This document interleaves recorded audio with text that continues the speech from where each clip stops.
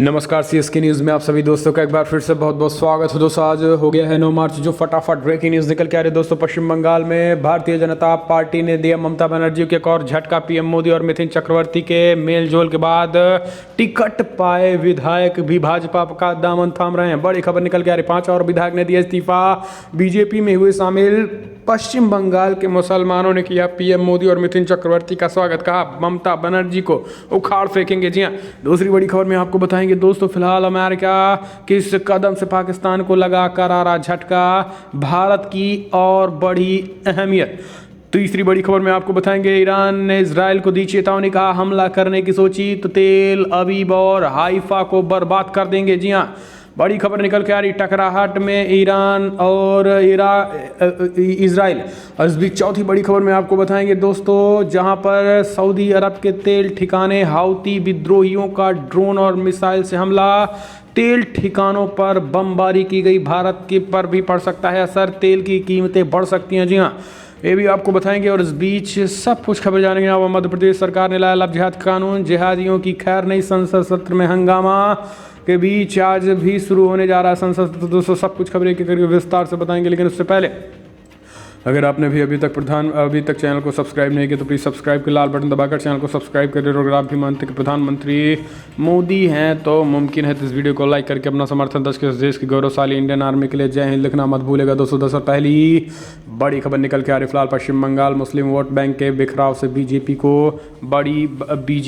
को बड़ी उम्मीदें। आपको बता दें, इस बीच मुस्लिम वोटरों ने भी किया खुलकर प्रधानमंत्री मोदी का समर्थन। पीएम मोदी की रैली में आए थे बड़े पैमाने पर मुस्लिमों ने किया ऐलान। ममता बनर्जी की एक और झटका लगा है, 5 विधायकों ने एक साथ थामा भाजपा का दामन। दरअसल एक तरफ पश्चिम बंगाल चुनाव से पहले ममता बनर्जी को बड़ा झटका लग रहा है। हबीबपुर निर्वाचन क्षेत्र से टीएमसी की उम्मीदवार रही सरला मुर्मू समेत 5 विधायक सोनाली गुहा, दीपेंद्र विकास, रविन्द्र नाथ भट्टाचार्य और जाटू लहड़ी भारतीय जनता पार्टी में शामिल हो गए। यानी अब आप समझिए कि हबीबपुर निर्वाचन क्षेत्र में टीएमसी की उम्मीदवार थी सरला मुर्मू, लेकिन अब वो भाजपा में आ चुकी हैं। अब आप समझिए कि जो टीएमसी से उम्मीदवार जो खड़े हैं वो भी भाजपा का दामन थाम रहे हैं। अब इससे और बुरे दिन क्या हो सकते हैं ममता बनर्जी के। इस बीच आपको बता दें कि इतना ही नहीं, ममता बनर्जी के खिलाफ अब मुस्लिम भी, जिन मुस्लिम वोटों पर ममता बनर्जी राज करती थी वो भी मोर्चा खोल दिए हैं। सोशल मीडिया पे प्रधानमंत्री मोदी के इस सुनामी के बाद सोशल मीडिया में कई पश्चिम बंगाल के मुस्लिमों ने अपनी प्रतिक्रिया देते हुए कहा है कि फिलहाल ममता बनर्जी की पश्चिम बंगाल की सरकार केवल तुष्टिकरण की राजनीति की, और ना तो यहाँ पर किसी को ठीक से रोजगार मुहैया करा पाए हैं और ना ही कोई कार्यक्रम, इसलिए इसी सरकार को बने रहने का कोई अधिकार नहीं है। आपको बता दें कि ममता बनर्जी के लिए उल्टे दिन से कम नहीं है, क्योंकि ममता बनर्जी का साथ अब पश्चिम बंगाल में मुस्लिमों ने भी छोड़ दिया। आपको बता दें कि मिथुन चक्रवर्ती के भाजपा में जाने के बाद कई मुस्लिमों ने ऐलान कर दिया है कि अब तो अच्छी खबर है, अब भाजपा प्रधानमंत्री मोदी के नेतृत्व में टीएमसी सरकार बनेगी, वो सरकार भाजपा की सरकार बनेगी, वो सरकार टीएमसी से सही होगी। हम चलते हैं, अपडेट लेते हैं। अमेरिका के इस कदम से पाकिस्तान को लगा झटका, भारत की बड़ी अहमियत। जी हाँ, अमेरिका को विदेश मंत्री एंटोनी ब्लिंकन ने अफगानिस्तान के राष्ट्रपति अशरफ गनी को एक पत्र लिखकर संयुक्त राष्ट्र के नेतृत्व में शांति वार्ता अभियोजन करने का आग्रह किया। इससे उन्होंने भारत समेत सभी 6 देशों को शामिल होने की भी बात कही है। आपको बता दें कि पूर्व राष्ट्रपति डोनाल्ड ट्रंप के कार्यकाल में अफगानिस्तान शांति वार्ता में भारत को शामिल नहीं किया गया था, लेकिन बाइडेन प्रशासन में इस बात पर जोर दिया गया है इसमें भारत को भी शामिल किया जाना चाहिए। राष्ट्रपति गनी को लिखे इस पत्र में उन्होंने कहा है कि फिलहाल तुर्की ने इसको लेकर संपर्क किया और वो एक सीनियर लेवल पर बैठक आयोजित करेंगे जिनमें शांति समझौते को संयुक्त रूप दिया जा सकेगा। इसलिए तुर्की ने अफगान राष्ट्रपति से अपील की है कि फिलहाल उन्हें इस बैठक में शामिल होने का सौभाग्य मिलना चाहिए। इस बीच अफगानिस्तान के टोलो न्यूज़ ने इस पत्र को प्रकाशित भी किया है। इसके मुताबिक संयुक्त राष्ट्र को रूस, चीन, पाकिस्तान, ईरान, भारत और अमेरिका के विदेश मंत्रियों की बैठक बुलानी चाहिए, जिनमें अफगानिस्तान में शांति के लिए सभी की सहमति से रास्ता तलाशा जाना चाहिए। आपको बता दें कि इससे आगे कहा गया है कि फिलहाल अमेरिकी दूत ज़ाल्मे खालिजान को इस बारे में राष्ट्रपति गनी और तालिबान के नेताओं से बात कर लिखित ब्यौरा पेश करना चाहिए। इसका मकसद अफगानिस्तान में शांति वार्ता को आगे बढ़ाना और सीज़ फायर पर आगे बात करना होना चाहिए। तो ये बड़ी खबर निकल के आ रही है दोस्तों। हम चलते हैं अगली अपडेट लेते हैं। आपको बता दें, ईरान ने इजराइल को दी चेतावनी, कहा हमला करने की सोची भी तो तेल अवीव और हाइफा को बर्बाद कर देंगे। दरअसल इसराइल के रक्षा मंत्री बेनी गेट्स के ईरान को लेकर दिए गए बयान के बाद दोनों देशों के बीच जुबानी जंग जारी हो चुकी है। अब ईरान के रक्षा मंत्री ने धमकाते हुए कहा है कि अगर इसराइल ने हमला करने की सोची तो फिर हम तेल अवीव और हाइफा की ज़मीनों को समतल बना देंगे। दरअसल कुछ दिन पहले ही बेनी गेंट्स ने कहा था कि फिलहाल अगर ईरान ने परमाणु हथियारों को बनाने की योजना पर काम जारी रखा तो इसराइल उसके परमाणु ठिकानों पर हमला करेगा। उन्होंने कहा है कि ये भी कहना है कि फिलहाल उनका देश अपने किसी सहयोगी देशों के सहयोग के बिना भी ईरान पर हमला करने की ताकत रखता है। इस धमकी के जवाब में ईरान के रक्षा मंत्री अमीर हातमी ने चेतावनी दी है कि अगर इसराइल ईरान पर हमला करने की कोशिश करता है तो वे उसके दो बड़े शहर तेल अवीव और हाइफा की ज़मीन को बर्बाद कर देंगे। और अमीर आटमी ने 7 मार्च को एक भाषण के दौरान ये बातें कही हैं। हम चलते हैं अगली अपडेट लेते हैं। तो दोस्तों फिलहाल सऊदी अरब के तेल ठिकानों पर हाउती विद्रोहियों का ड्रोन और मिसाइल से हमला, तेल की कीमतें बढ़ी, भारत पर बढ़ सकता है असर। जी हाँ, ये बड़ी खबर निकल के आ रही है दोस्तों। आपको बता दें, जहां पर यमन के हाउती विद्रोहियों ने रविवार को सऊदी अरब के तेल उद्योग में केंद्र में ड्रोन और मिसाइलें विदा की, जिसमें रास तानुरा में एक सऊदी अरामको में भी शामिल है, जो पेट्रोलियम निर्यात के लिए महत्वपूर्ण है। और रियाद ने इसे वैश्विक ऊर्जा सुरक्षा पर एक असफल हमला करार दिया है। हमलों के बाद सऊदी अरब को अस्थायी रूप से आधे से अधिक तेल उत्पादन को बंद करना पड़ा है, जिसमें दुनिया भर में तेल की कीमतें बढ़ गई हैं। अंतर्राष्ट्रीय बाजार में कच्चे तेल का दाम $70 यानी करीब 5,000 रुपये प्रति बैरल के पास पहुंच गया। इसका असर भारत पर भी पड़ सकता है।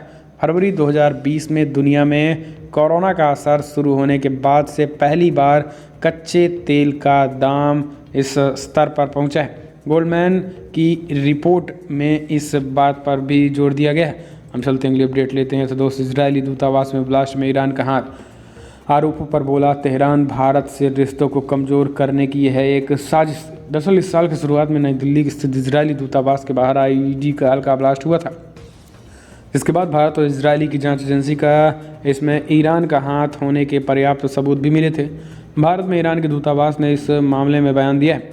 ईरानी दूतावास ने अपने पर लगे आरोपों को बेबुनियाद बताया है।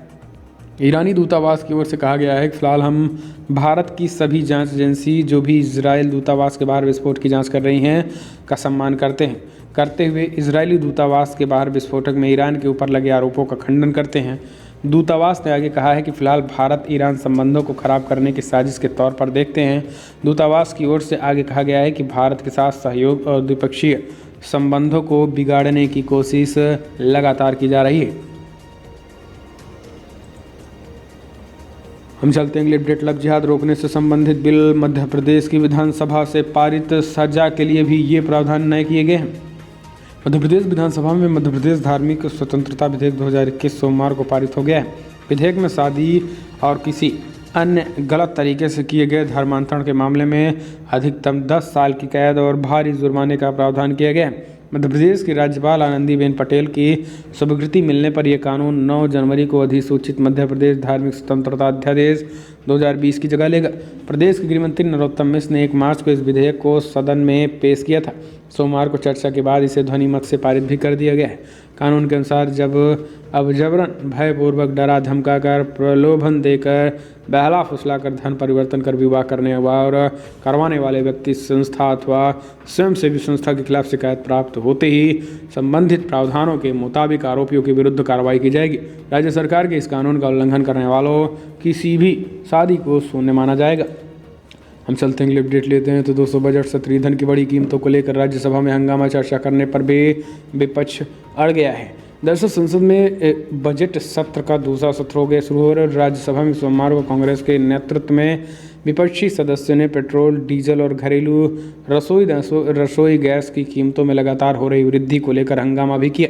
विपक्ष इसे ज्वलंत विषय बताते हुए इस पर चर्चा कराने की मांग पर अड़ा हुआ। हंगामे के बाद राज्यसभा की कार्रवाई एक बार फिर से दोपहर 1 बजे तक के लिए स्थगित कर दी गई थी कल, लेकिन आज फिर से संसद का बजट सत्र देखने की बात होती है। क्या होता है, हम चलते हैं अगले अपडेट। बिहार में एक बार फिर से नीतीश कुमार के और उपेंद्र कुशवाहा एक साथ जेडीयू में होगा आरएलएसपी का विलय। जी हाँ, दरअसल बड़ी खबर निकल के आ रही है, जहां पर जेडीयू में राष्ट्रीय लोक समता पार्टी आरएलएसपी के विलय की चर्चा को लेकर सियासत गर्मा गई है। उपेंद्र कुशवाहा की पार्टी का जेडीयू में विलय तय माना जा रहा है। ये चर्चा उस समय फिर तेज हो गई जब सोमवार को जेडीयू के राज्यसभा सांसद वशिष्ठ नारायण सिंह और आरएलएसपी के राष्ट्रीय अध्यक्ष उपेंद्र कुशवाहा एक साथ इंदिरा गांधी हॉस्पिटल में साथ नजर आए थे और यहाँ दोनों नेता कोरोना वैक्सीन लगवाने के लिए पहुंचे थे। पटना के Indira Gandhi institute of medical sciences में जेडीयू के पूर्व प्रदेश अध्यक्ष वशिष्ठ नारायण सिंह एक साथ कोरोना वैक्सीन लगवाने को लेकर उपेंद्र कुशवाहा का कहना है कि फिलहाल ये महज एक संयोग था, इसे सियासत ना समझा जाए। वशिष्ठ नारायण सिंह ने हमारा पुराना संबंध रहा है। हालांकि उपेंद्र कुशवाहा जहां इसे महज एक संयोग मान रहे हैं, तो चर्चा ये भी चल रही है कि वशिष्ठ नारायण सिंह ने ही उपेंद्र कुशवाहा से बात की, मुख्यमंत्री नीतीश कुमार से भी करवाई थी। हम चलते हैं अगली खबर लेते हैं। आपको बता दें, पुडुचेरी में बनेगी एनडीए की सरकार। Exit poll, C voter Times Now opinion poll में खुलासा। दरअसल दोस्तों आपको बता दें, केंद्र शासित प्रदेश पुडुचेरी में विधानसभा चुनाव का ऐलान कर दिया गया है, जहां तमिलनाडु के साथ ही विधानसभा चुनाव कराए जाएंगे। चुनाव आयोग के मुताबिक पुडुचेरी में 6 अप्रैल को मतदान होगा। पुडुचेरी में दोनों होने वाले विधानसभा चुनाव को लेकर times now see voter opinion poll किया है। Times now see voter opinion poll के मुताबिक आगामी विधानसभा चुनाव में कुल 30 सीटों में से 18 राष्ट्रीय जनतांत्रिक गठबंधन एनडीए को मिलने की भी संभावना जताई जा रही है। टाइम्स नाउ सी वोटर के अनुमानों के अनुसार भारतीय जनता पार्टी के नेतृत्व वाली एनडीए इस विधानसभा चुनाव में 16 में से 20 सीटों पर जीत हासिल कर सकती है और मतों की गिनती 2 मई को होगी। कांग्रेस के नेतृत्व वाले संयुक्त प्रगतिशील गठबंधन यूपीए को लगभग 12 सीटों पर जीत हासिल हो सकती है।